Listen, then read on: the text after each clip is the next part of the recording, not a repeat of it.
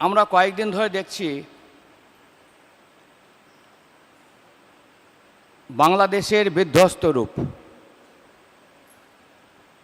একটা দেশ যা বেশ কয়েক বছর আগে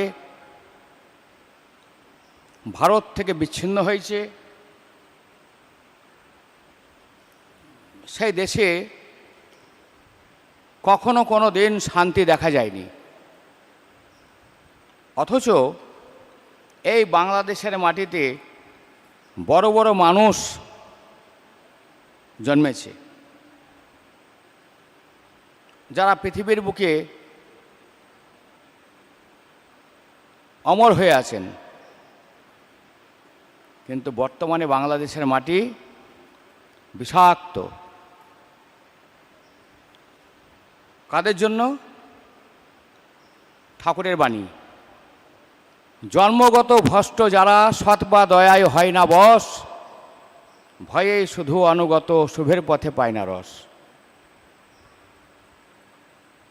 একটা বাণীর বাস্তব রূপ আমরা আমাদের দেশে তো দেখেই, বাংলাদেশে বেশি করে দেখছি। আর কি, মহাপুরুষের বাণী যদি আমরা কেউ না মানি, না পড়াশোনা করি, এগুলো বুঝবো না। আর মানা পড়াশোনা করার চাইতেও মহাপুরুষকে ভালোবেসে ফেলা আরও সৌভাগ্যের ব্যাপার। কি হয় তাতে? ঠাকুর বলল, আমাকে যে একবার ভালোবেসে ফেলেছে তাকে বহুদিন আমি ভুলতে পারি না, তাকে বহুদিন আমি ভুলতে পারি না। তাহলে একবার যে ভালোবেসে ফেললো, নিষ্পাপ নিষ্কলঙ্ক হয়ে কোনো কিছুর চাহিদা সামনে না রেখে, অর্থাৎ ঈশ্বরকে ভালোবাসার একটাই শর্ত, নিঃস্বার্থে তাকে ভালোবাসা। এই নিঃস্বার্থে যদি কখনো কেউ একবার ঈশ্বরের মূর্ত প্রতীক পুরুষোত্তম অবতার মহাপুরুষকে ভালোবেসেছে, তাহলে কিন্তু সে চিহ্নিত মানুষ হয়ে গেল, রেজিস্টার্ড মানুষ হয়ে গেল। তাকে আমি বহুদিন ভুলতে পারি না, এটা স্বয়ং ঠাকুরের বক্তব্য। আর কি বললেন? বললেন, ধর্মে সবাই বাঁচে বারে, সম্প্রদায়টা ধর্ম নারে, ধর্মে জীবন দীপ্ত রয়, ধর্ম জানিস একই হয়। এই হিন্দু, মুসলমান, খ্রিস্টান, বৌদ্ধ, জৈন, এগুলো কিন্তু আলাদা আলাদা ধর্ম নয়, এগুলো এক একটা সম্প্রদায়।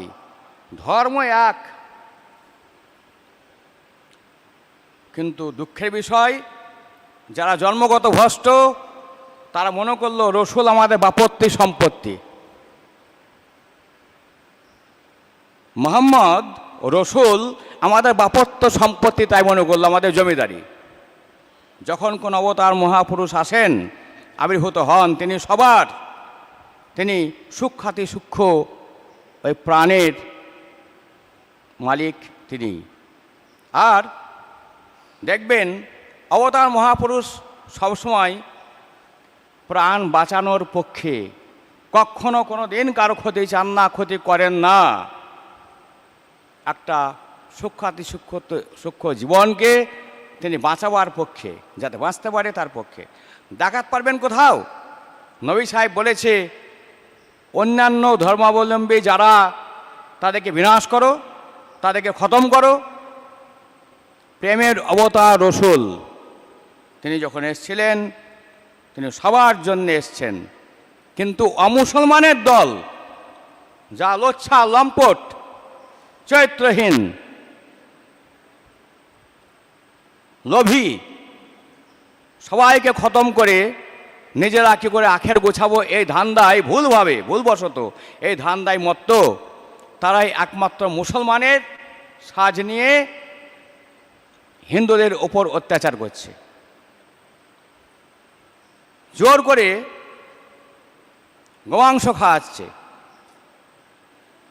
যা ধর্মের পক্ষে বিরুদ্ধ আচরণ করছে। অর্থাৎ ধর্মে কখনো কোনো দিন কাউকে ধর্মান্তরিতকরণ হয় না, ধর্ম কখনো কোনো দিন চেঞ্জ করা যায় না। তাই জোর করে তাদেরকে মুসলমান বানানোর জন্যে তাদের বিরুদ্ধে লাগছে। এরা কারা? মুসলমান তকমাধারী অমুসলমান জঙ্গি গোষ্ঠীর দল।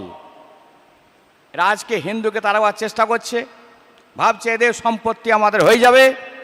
কিছুদিন পর যারা খুনি, যারা লম্পট, কিছুদিন পরে নিজের জাতির বিরুদ্ধে এরা লড়াই করবে, নিজের জাতিকে এরা খতম করবে। অর্থের লোভে, ঐশ্বর্যের লোভে, জমির লোভে, টাকার লোভে এমন কোনো কাজ নাই যা এদের দ্বারা সম্ভব না।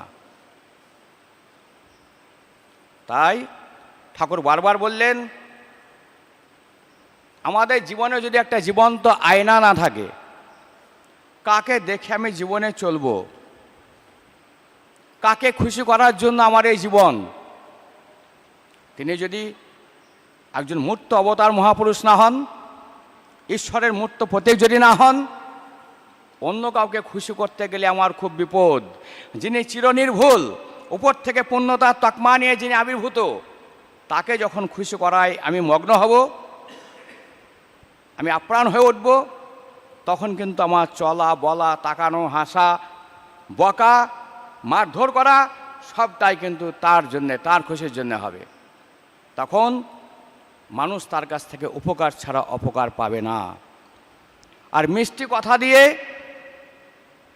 মিষ্টি সুশ্রী দিয়ে, অন্য কোনো কিছু লোভে টাকা পয়সা সাহায্য করে যারা চলতে চায়, এমনতর মিষ্টি মানুষ আমার পক্ষে কিন্তু ক্ষতিকারক। ভারতবর্ষের বুকে আমরা দেখছি যারা মিষ্টি কথা বলে তাদের খুব আদর। আবার মিষ্টি কথা বলে পকেটে 500 টাকা গুঁজে দিলে আরও আদর। আবার মিষ্টি কথা বলে দুপেক মদ খাওয়ালে আরও বেশি আদর। সঙ্গে একটু গাঁজা থাকলে তো কথাই নাই। আর যারা হিরোইন খাওয়ায় তা তো তার সঙ্গে জীবনে ছাড়েই না, দিন রাতি ঘুমায়। কখনো টলির উপর, কখনো বারান্দার উপর, কখনো বাবার মাথার উপর পা চাপিয়ে, মায়ের বুকে পা চাপিয়ে, তাও তার এই জগতেই থাকে না। কাজেই আমরা কোন ধরনের ভালোবাসাকে ভালোবাসি, কেমন ধরনের ভালোবাসা আমরা চাই, কেমন ধরনের আদর আমরা চাই। আর যদি কেউ চুপ করে চুমু খেলো তাহলে ঠিক আছে, আর লোকের সামনে যে চুমু খেলে একটু বকাঝকা করে কিন্তু মনে থাকে বহুদিন, ওটাও তার একটা চাহিদা। কাজে আমরা বুঝলাম না যে what is the passion and complex, কি আমরা চাই। যখন কোনো দাঙ্গা হাঙ্গামা হয়, দেখুন একদল মানুষ যা দাঙ্গা হাঙ্গামা করে তাদের পক্ষ নেয়, সে সংখ্যাটা বেশি। আর মুষ্টিমেয় কয়েকটা মানুষ যারা বিধ্বস্ত, যারা মার খেলো, তাদের পক্ষে থাকে, কিন্তু তাদের ত্রুটিটা একটু অল্প, তারা বেশি কথা জোরে বলতে চায় না, যদি উল্টে তারা মার খায়।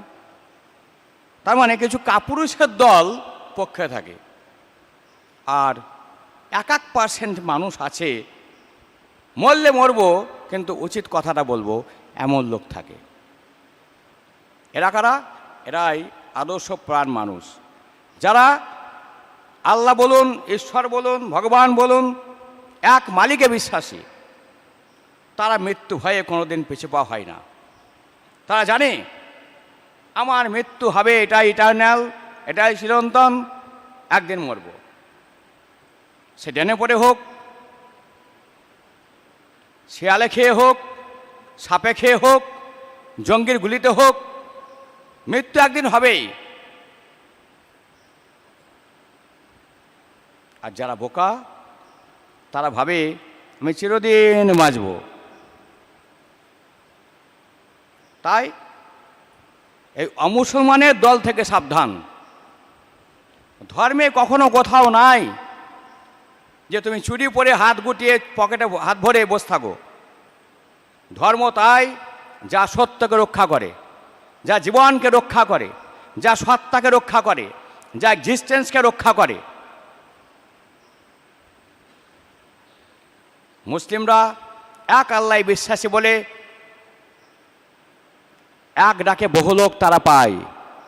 হিন্দুদের ভগবান বহু হওয়ার জন্যে আজকে হিন্দুরা বিচ্ছিন্ন, তাই তাদেরকে কাটছে, দেশ থেকে তাড়াচ্ছে, যা তারা খেতে চায় না জোর করে খাওয়াচ্ছে, ধর্মের নামে অধর্মের চাষ হচ্ছে। এর বিরুদ্ধে রুখে দাঁড়ানো চাই, আর প্রকৃত ধর্মকে জানা চাই। রসুল কারো বাবার নয়, রসুল আমাদের অবতার মহাপুরুষ। যে কোনো অবতার মহাপুরুষ তিনি যখনই আসেন, তিনি হিন্দু, খ্রিস্টান, মুসলিম, বৌদ্ধ, জৈন সবার জন্য তার আবির্ভাব, সবার মঙ্গলের জন্য তার আবির্ভাব। কেউ যদি মনে করে রসুল আমার বাবার, ওরে ভাই আপনি ভুল করছেন, আপনার বাবা রসুল নয়। রসুল বানেনি আপনি মদ্যপ অবস্থায় যা খুশি তাই করেন। রসুল বলেনি একটা মেয়ের ইচ্ছার বিরুদ্ধে আপনি বলাৎকার করেন। রসুল বলেনি আপনি অন্যের জমি জোর করে হারামের খান। রসুল বলেনি যে অন্যকে ঠকিয়ে আপনি তার টাকা পয়সা ঐশ্বর্য সব গ্রহণ করেন। কোন অবতার মহাপুরুষই এমন কথা বলেনি। তাহলে আজকে বাংলাদেশে যা চলছে, কার খেলা চলছে? এক দল স্বার্থান্বেষী ব্যক্তি যারা লুটে পুটে দেশের সবটা নিয়ে নিজেদের ঐশ্বর্য বাড়ানোর ধান্দায় ব্যস্ত, তারা এই সমস্ত কাণ্ড কারখানা করছে। আর যারা প্রকৃত ভালো মুসলমান, তারা অনুভব করছে যে এরপর আমাদের পালা। এখন ধর্মের নামে হিন্দুদেরকে মারছে, হিন্দুরা দেশ থেকে যখন চলে যাবে তখন আমাদের বিরুদ্ধেও লাগবে। অর্থাৎ মুসলমানে দাঙ্গা হাঙ্গামা করে যারা জঙ্গিপন্থী অধার্মিকের দল, অমুসলমানের দল, তারা দেশের সমস্ত ঐশ্বর্য ভোগ করার ধান্দায় ভালো মুসলিমদেরকে হত্যা করবে। যারা প্রকৃত নবী সাহেবকে মানে তাদেরকে হত্যা করবে। যার জন্য ধর্মে আছে কোনো দিন কোনো খারাপ জিনিসের প্রশ্রয় দিতে হয় না। আমি বলছি না হিন্দুদেরকে মারছে বলে আপনি মুসলমানদেরকে মারবেন। আমাদের ধর্মে এটা নাই। আমরা কারো মৃত্যু চাই না। কি বললেন ঠাকুর? মা মেয়স্য মা জহি সক্কতে চেত মৃত্যু অবলপয়, মরো না মেরো না পারো তো মৃত্যুকে অবলুপ্ত করো। মৃত্যু কখনোই কোনোদিন ভালো না। আপনার সামনে যদি 100 মুসলমানকে মারে, রক্ত দেখে আপনি মাটিতে লুটে পড়ে যাবেন। কেননা আপনার যে সত্তা, আপনার যে আত্মা, তা কখনো কোনোদিন কোনো মানুষের মৃত্যু দেখতে পারে না, অভ্যস্ত নয়। একটা ভালো মুসলিম তার সামনে যদি 100 হিন্দুকে কাটে, সেও আশা করি এটা ভালো চোখে দেখবে না, সহ্য করতে পারবে না। যার জন্য ঠাকুর বলেছিল ভালো মানুষ নাই, ভালো মানুষ আর জন্মাচ্ছে না। ওই একই প্রশ্ন দীক্ষা, শিক্ষা, বিবাহ। যতক্ষণ পর্যন্ত দীক্ষা, শিক্ষা, বিবাহ ব্যবস্থা ঠিক না হবে, যতক্ষণ পর্যন্ত ভালো মা তৈরি না হবে, ততক্ষণ পর্যন্ত ভালো সন্তান পাওয়া যাবে না। তাতাল দেখেছেন? তাতালে কি করে? ফুটো হলে নেয়, স্যাঁক করে দেয়। এখন সব ফুটো বন্ধ করতে ব্যস্ত। ফুটো কি করে ঠিক করব? ডোন্ট মাইন্ড, আমার কথাবার্তা এরকমই। ফুটো কি করে ঠিক করব, সে ফুটো ঠিক করার তালে আছে। এখন আর গোটা গামলা কথা ভাবে না, গোটা রেডিওটা কেমন করে বাজবে তা ভাবে না। কাজেই একমাত্র ঈশ্বরে আপ্যায়নতা, আকুলতা, দিন রাত তাকে নিয়ে চিন্তা করা, 24 ঘন্টার মধ্যে 4 ঘন্টা বাদ দিয়ে বাকি 20 ঘন্টা তার কাজ নিয়ে মত্ত থাকায় আমাকে উপযুক্তভাবে ধর্ম পরিপালনে যোগ্য করে তুলবে। এছাড়া কোনো পথ নাই। তাই ঠাকুর বলল, যে আচরণ বাক্যকর্ম বাঁচা বাড়ার উৎস হয় তাকেই জানিস ধর্ম বলে, নইলে ধর্ম কিছুই নাই। যে আচরণ বাক্যকর্ম বাঁচা বাড়ার উৎস হয়। আবার এই আচরণ বাক্য মানেই হ্যাঁ ঠিক আছে এমন না, কিন্তু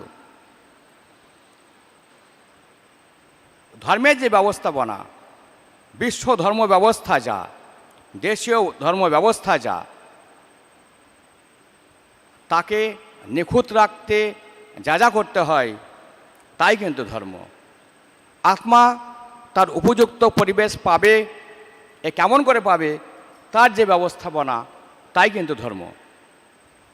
কাজেই ধর্ম পরিপালন করতে গেলে আমার যে অবতার মহাপুরুষ পুরুষোত্তম, তার মুখে হাসি ফোটানো, যেমন করে পারি তার মুখে হাসি ফোটাবো। এই যে উদ্বেগ, এই যে আপ্যায়তা, এর ভিতর দিয়ে আমরা প্রত্যেকে যোগ্য হয়ে উঠতে পারবো। আমাদের চালচলন আপনা আপনি ঠিক হয়ে যাবে। জোর করে ধর্ম করতে হবে না তো, জোর করে পুণ্য করার চেষ্টা দরকার নাই তো। আমার যে অবতার মহাপুরুষ, তার মুখে আমি হাসি ফোটাবো, সে যেভাবে পারি। মানুষকে ভালোবেসে পারি, চুমু খেয়ে পারি, বকে পারি, মেরে পারি, শ্রদ্ধা করে পারি, স্নেহ করে পারি, যেমন করে পারবো তাই কিন্তু ধর্ম। আর অনন্তকাল যেন তার স্নেহধন্য হতে পারি, যার জন্যে স্মৃতিবাহী চেতনা। স্মৃতিবাহী চেতনা মানে কোথায় আমি জন্মাবো এটা আমি এখন থেকে বুঝতে পারবো, কোথায় আমি ছিলাম সেটা আমি যেন এখনও অনুভব করতে পারি। এটা তখনই সম্ভব হয়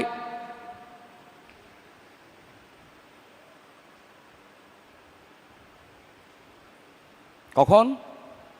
এই যে প্রাণে প্রাণে নাম,